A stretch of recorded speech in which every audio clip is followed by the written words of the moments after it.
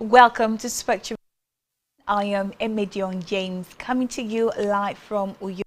Let's take a look at today's headlines. President Tinubu restates administration's commitment to improving country's electricity supply. Federal government directs PCs to submit promotion areas details. Plus, U.S. Senate passes funding bill as shutdown nears end. We'll bring you details of the stories and more in just a moment. Please stay tuned.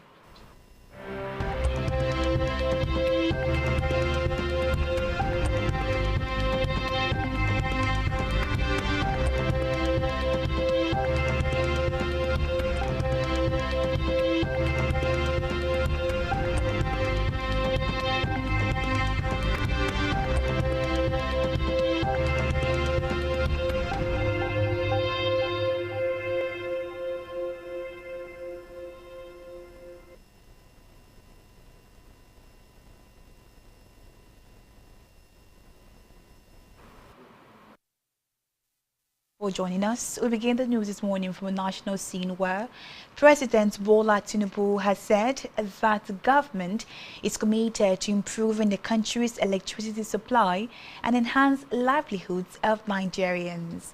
He stated these at a meeting with a delegation from an energy company led by its managing director of Middle East and Africa, Daimat Siadofa, at the presidential villa in Abuja. In a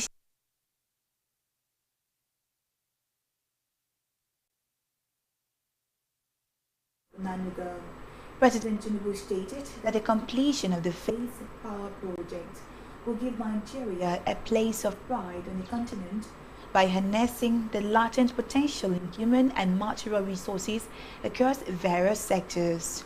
The President also directed the expansion of some major transformer substations from 2 to 3 phases to boost the country's power supply. The President assured the delegation that the government will continue to provide the needed resources for the power project. From that, the federal government investment in digital and creative enterprises IDICE program has announced plans to launch 2 additional funds for the technology and creative sectors next year, targeting investment in startups across the country. The announcement comes as the chairman of the IDICE Steering Committee, Vice President Kashim Shettima, described the formal kickoff as an exciting milestone that would leverage the potential of the country's youth. With this development, IDICE joins other institutional investors, including the International Finance Corporation (IFC), Standard Bank of South Africa, and British International in the new, which has achieved $64 million first close and target close.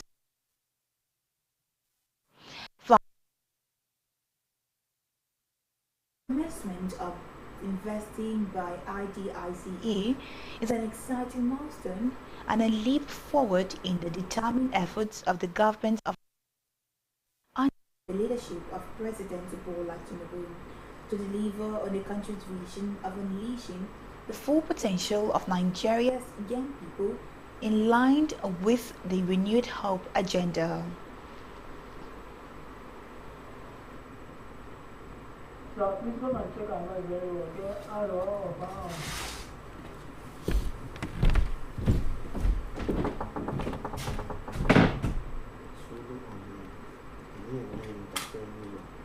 It's fully on though. I know, like, not that it's not all on my own. You didn't must have it too, so you check good away. Don't go Wait till someone on the charger. Alright. Wait.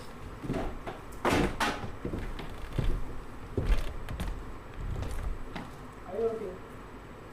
Wait till this is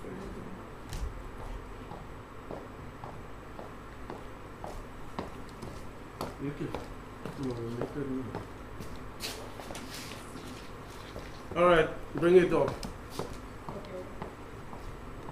Back to you. now. In the meantime, the federal government has urged Nigerians to remain calm in the face of the ongoing diplomatic spat between the United States and Nigeria. The Minister of Information National Orientation, Mohammed Idris, made the appeal in Dutse, Jigawa State during a courtesy visit to the governor of Jigawa, Umar Namadi. According to the minister, President Tinubu has all it takes to secure Nigeria from destabilizing element, as well as mend any cracks in the nation's relationship with the international friends and partners.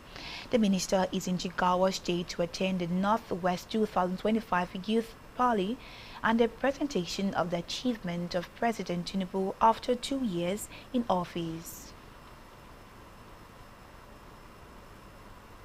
Meanwhile, the Federal Ministry of Education has written to the Vice Chancellors of federal universities through the National Universities Commission demanding detailed figures for the outstanding promotion arrears, salaries, third-party deductions, and pension arrears.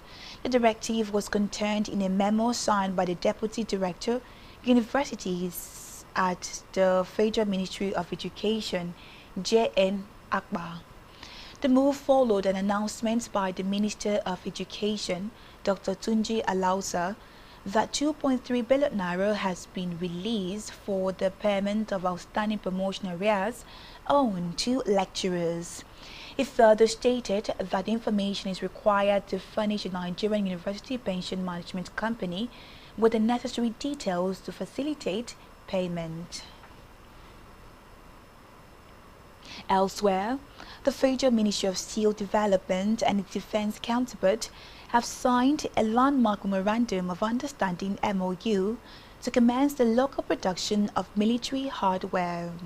The MOU also covers the construction of a military-industrial complex at the Ajaokuta Steel Territory in Kogi State. The MOU, which contained two key components, was signed between the Steel and Development Minister, Prince Shaibu Audu, and the Federal Minister of Defense, Bello Matawale. The second agreement signed was between Defense Industries Corporation of Nigeria and the Ajaokuta Steel Company Limited at the Ministry of Defense headquarters in Abuja.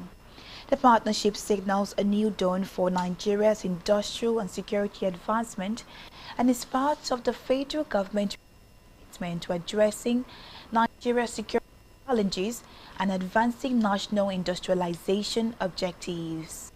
Prince Audu described the partnership as a historic breakthrough and one of the most significant developments since the establishment of the Steel Complex nearly 50 years ago.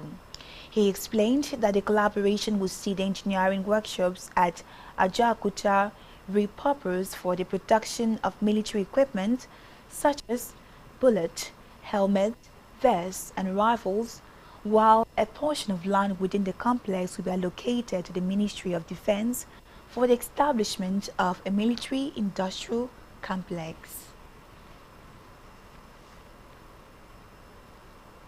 In a separate development, the Economic and Financial Crimes Commission (EFCC) has declared a former Minister of Petroleum Resources and former Governor of Bayelsa State, Dimitri Silva, wanted.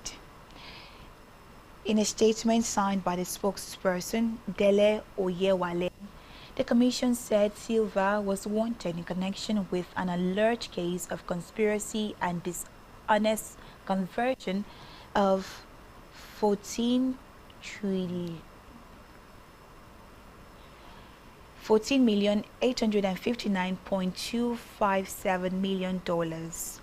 He stated that the amount was part of the funds injected by the Nigerian Content Development and Monitoring Board into Atlantic International Refinery and Petrochemical Limited for the construction of a refinery. The EFCC said it secured a warrant for the arrest of the former minister at the Federal High Court sitting in Lagos on November 6, 2025.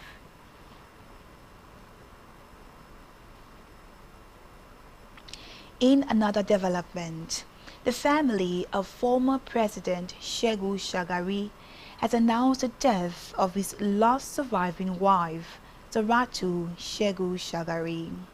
A statement signed by the eldest son of the former president, Captain Mohammed Bala Shagari, confirmed that Sarutu died yesterday after a prolonged illness and at the age of 89.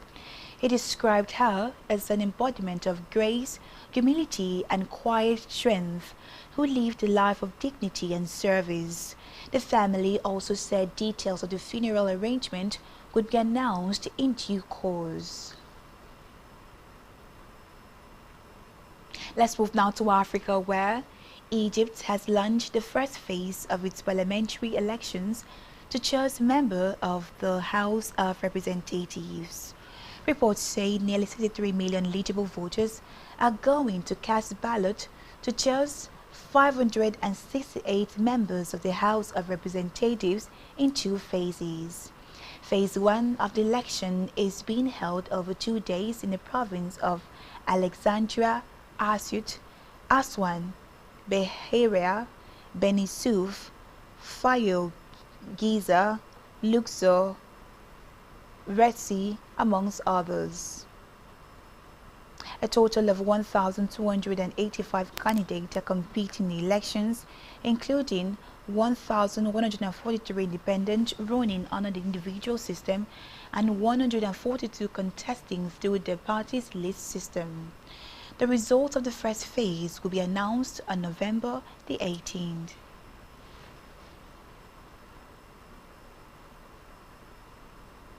Still in Africa, Lebanese authorities have released the son of late Libyan leader Mohammed Gaddafi after he paid a $900,000 bail, ending his 10-year detention for allegedly withholding information about a missing Lebanese cleric.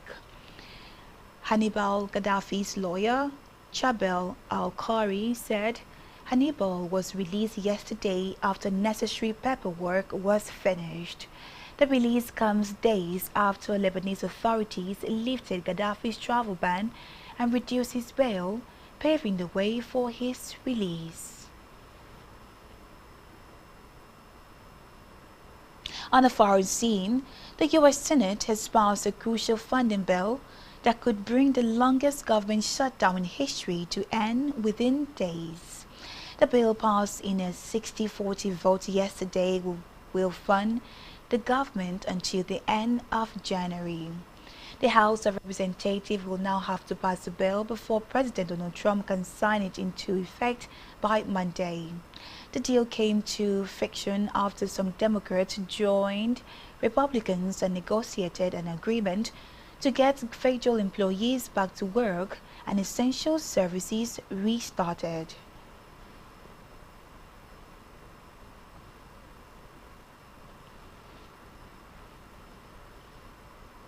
On the foreign scene, at least 6 people have died after a super typhoon barreled through the Philippines, mere days after an earlier storm left more than 200 people dead.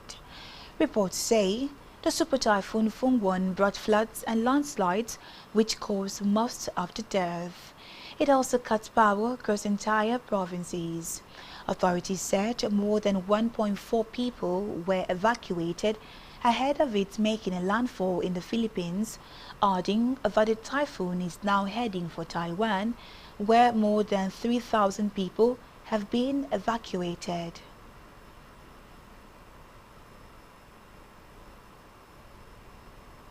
Still to come in the news. Super Eagles camp bubbles with 18 players for Gabon March. Stay tuned for details of this in just a moment.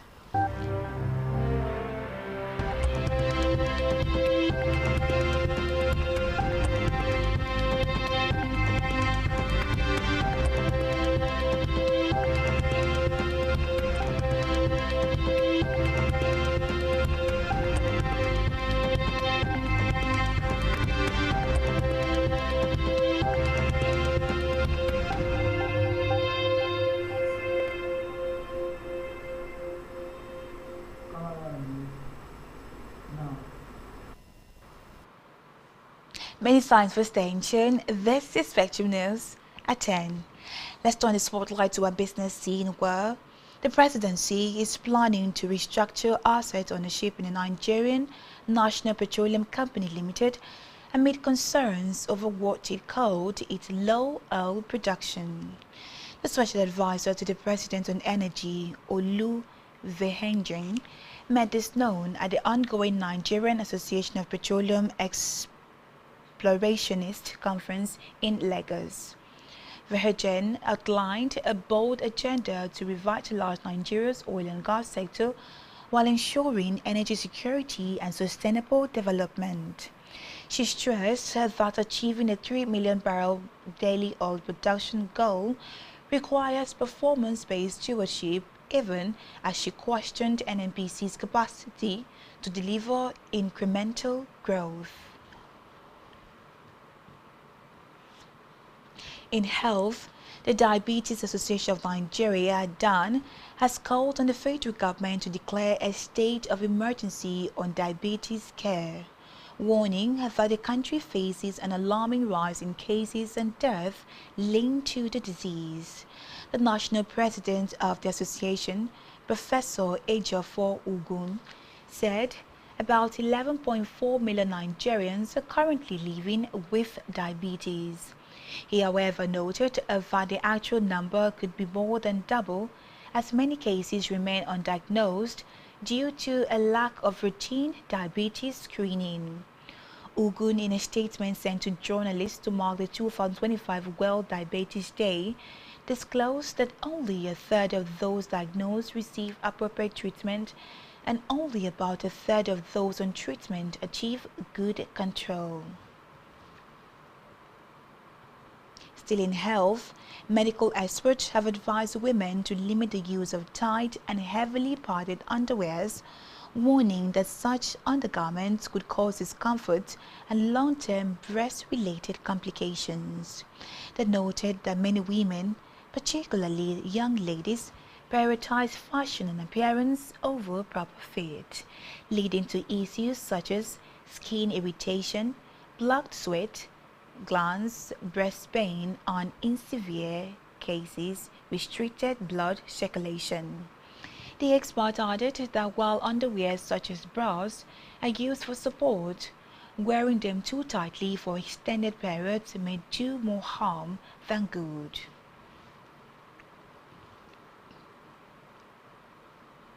We move now to sportswear. 18 players are now in the Super Eagles camp in Rabat, Morocco, ahead of Nigeria's 2025 FIFA World Cup playoffs with Gabon on Thursday. Eric Chow's side, who opened camp on Sunday in Morocco, had their first training session yesterday as the players were available. The likes of Captain William Troost-Ekong, Calvin Bassey, Benjamin Frederick took part in the training session. Other players already in camp are Wilfred Ndidi, Stanley Nwabali, Tolu Arokodare, Alex Iwobi, Chidozie Awazim, Ejuke Chidera, Olakunle Olusegun, Samuel Chukwueze, and Moses Simon. The remaining 3 players are expected in camp before the Thursday's match with Gabon. Still in sport, Napoli president Aroli De Laurentiis has dismissed report that manager Antonio Conte is set to resign from his position.